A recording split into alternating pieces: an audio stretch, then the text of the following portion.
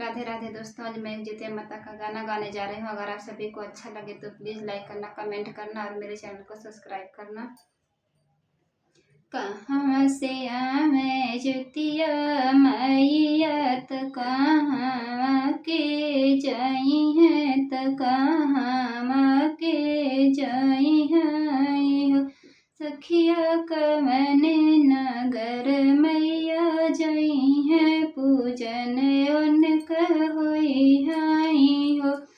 सखिया कवन नगर मैया जाई है पूजन उनका होई हाई हो।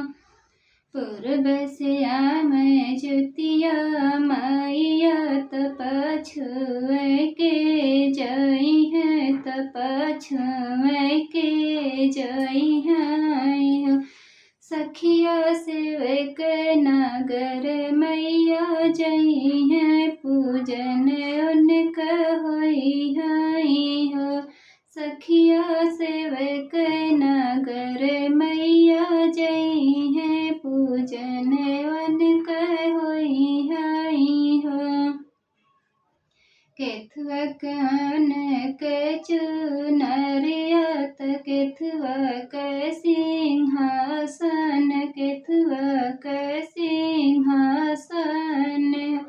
सखिया केथुआ के अनक आसनमा पूजन उनका होई हाई हो।